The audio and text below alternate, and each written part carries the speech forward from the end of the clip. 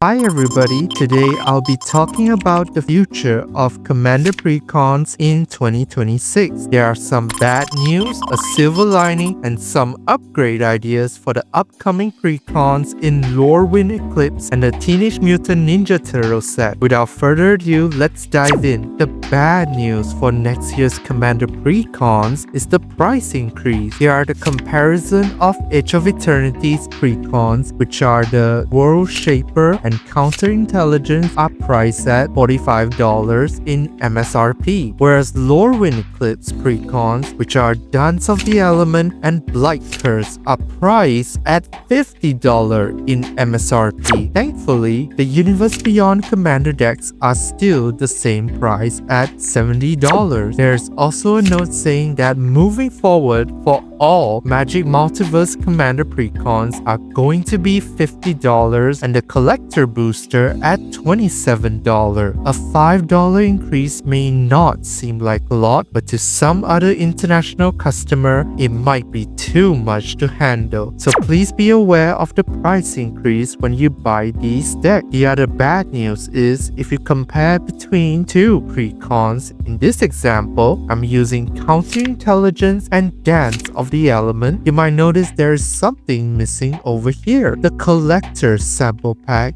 is no longer available. The same goes for the Teenage Mutant Ninja Turtle Precon too, because if there is one, it will explicitly stated right here, just like the Scion and Spellcraft Precon. So what is a Collector Booster Sample Pack? You can say it is a super mini version of a Collector Booster.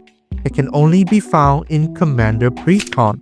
Think of it like a reward for purchasing this Commander Precon. There is only 2 cards in this pack. Sometimes you may get low value rares or mythic, and sometimes if you're lucky enough, you might get some expensive cards. But from now on, there is no more Collector Booster Sample Pack, which sucks because sometimes you might get expensive card which you could use or sell. And that's all the bad news. Let's move on to the silver lining for next year's Commander Precon. Even though there's a price increase, we might get more new cards. This time, there will be 12 new cards for the Precon. This also includes the 2 foil mythic, so there are 10 other new cards. Another upside, and this is based on my speculation and theories, is that since they increased the price, which means the overall value in the Precon should increase too. So we might see more valuable and powerful reprints in each Precon. This is just my wish, and I'm praying that it will come true. That's it. That's the future of Commander Precons in 2026 moving forward. Now let's talk about these upcoming Commander Precons, starting with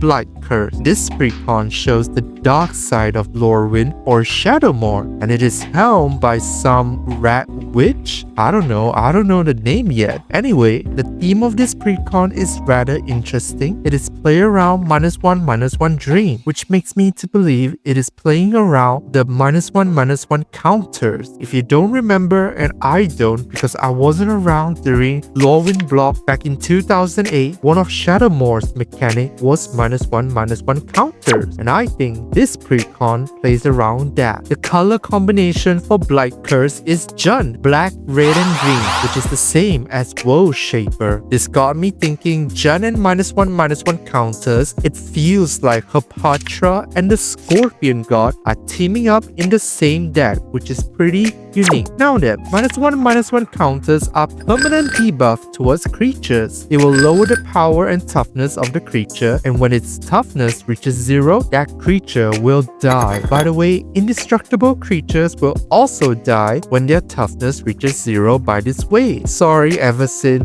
you're completely useless against -1/-1 counters. These counters can be proliferated, so we might see Contagion Engine and or Contagion Collapse here. We can put -1/-1 counters on opponent's creatures. We can play Yawgmoth, Splitting Dilophosaurus, Midnight Banshee, and many more to do that. Here are some payoff when you put -1/-1 counters. Blowfly Infestation can continuously put -1/-1 counter on creatures. Crumbling Ashes can destroy any creature with that counters on it. Necroskitter can steal those creatures when they die. One thing to take note, if your opponents play Malira or Solemnity, then no -1/-1 counter can be placed on anything. So please get rid of them before doing so. Some old keywords like Wither are good here because it deals damage in terms of -1/-1 counters, and these counters are not removed when the turn ends. So powerful cards like Massacre Girl, Corrosive Mentor, Everlasting Torment are good for this precon. Hurrah Knight is amazing here because it stops your opponent's creature from attacking and blocking. Other than Wither, we could also use Infect Creature because they deal damage in the form of -1/-1 counters against creature and poison counters against player. So cards like Skitterix, Glistening Oil, Rafted Exoskeleton are good in this deck. Not to mention Triumph of the Horde can be your win condition. Okay, so that is all for the -1/-1 drain part. Now, for the Unleash creature combo part, this is very vague. Obviously, there are a lot of creature combos with -1/-1 counters, especially with Undying Mechanic. Cards like Mikaeus can make your board unkillable if you can manipulate the +1/+1 counters and the -1/-1 counters. Devoted Druid is another combo card if you could remove his -1 counters. Nest of Scarabs and Blowfly Infestation can cause an infinite death trigger, and there are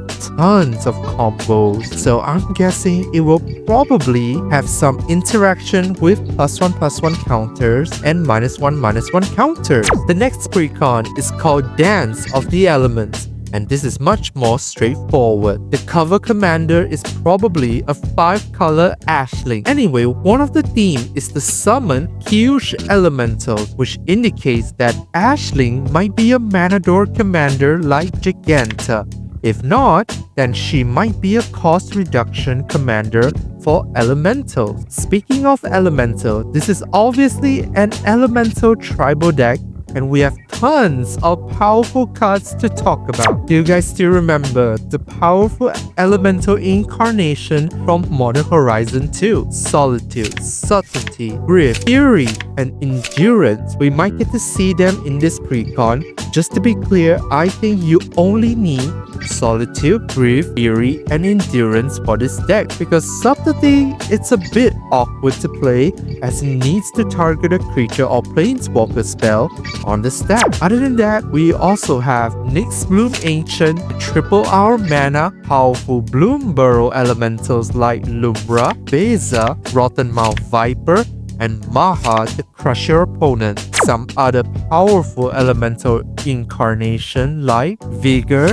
Purity, or Dread to pump your team, keep your life total high enough, and punish your opponent. There are some elementals that has landfall abilities such as Mossborn Hydra, Royal Elemental, Omnath, Locust of the Royal, and many more. So you can take advantage of that as well. Elemental Tribe has powerful reanimation engine in Modrota and powerful Panharmonicon engine in Yarok. This tribe is so well established and there are so many powerful cards you can build with, so upgrading this precon will be easy. The second theme is Sacrifice and Duplicate. This is obviously talk about the Evoke mechanic. We already talked about the 5 MH2 elementals. Other powerful Evoke cards such as No Drifter, Mo Drifter to draw more cards. Slither Muse can also help you catch up in terms of card draw. Night Incarnate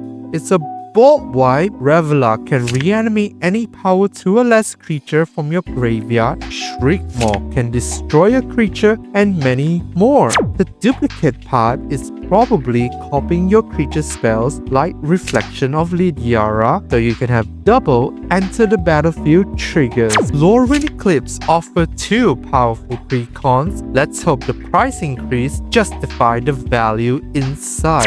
Next up, we found out that the universe beyond the Teenage Mutant Ninja Turtle has 1 commander precon and it is Turtle Power, and it is also 5 color. This precons offers several commander options. We have Leonardo the Balance, Donatello the Brains, Splinter the Mentor, Raphael the Muscle, Michelangelo the Heart, and Heroes in a Half Shell. Half of them, except for Heroes in a Half Shell, have the Partner Character Select ability, which means you can have 2 commanders in the command zone. All 5 of them plays around token generation and counter themes. If you ask me, I think I will select the pairing of Leonardo and Michelangelo because Michelangelo can come down early to generate food tokens, and Leonardo can buff your team when that food tokens enters. Also, with this combination, you have access to all 5 colors. Without Leonardo, you are only limited to 2 colors. This precon or any Leonardo pairings wants you to go wide and tall at the same time, because Leonardo rewards you whenever a token you control enters, and even though it is limited to once per turn, you could also do this during your opponent's turn. So cards like Charismatic Conqueror can help you generate lifelink vampire tokens, and then Leonardo can pump them up so that they can hit for high numbers. The Cabbage Merchant can generate tons of food tokens, and they are considered RAM as well. The same goes for Jaheira. Tendershoot Dryad and Illustrious Wonderglyph are insane in this deck because they can help to trigger Leonardo's ability during your opponent's turn. You could also double your token generation with Exalted Sunborn, triple them with Ogre Tag, and doubling season as well.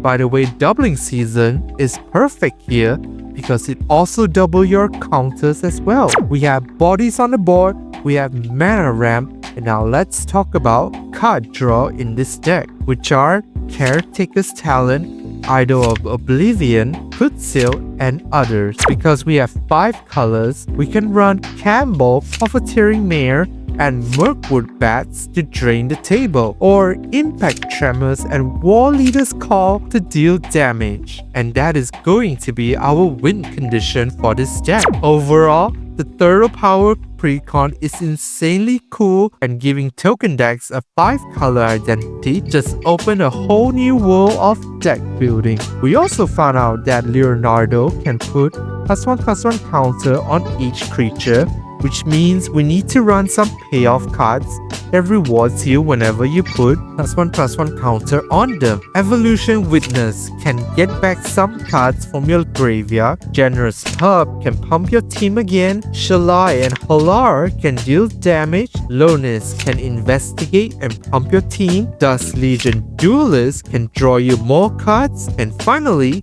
Simic Ascendancy can win you the game if you have enough growth counters on it. This might be the best deck to put in Simic Ascendancy. Anyway, that is all for today's video. What do you guys think about the first 3 Commander Precons in 2026? To me, they look super interesting, especially the Blight Curse Precon. Hopefully, Wizards can give us more powerful reprints to keep up with the price increase. Please let me know your thoughts in the comment section, and I'll talk to y'all in the next one. Bye bye!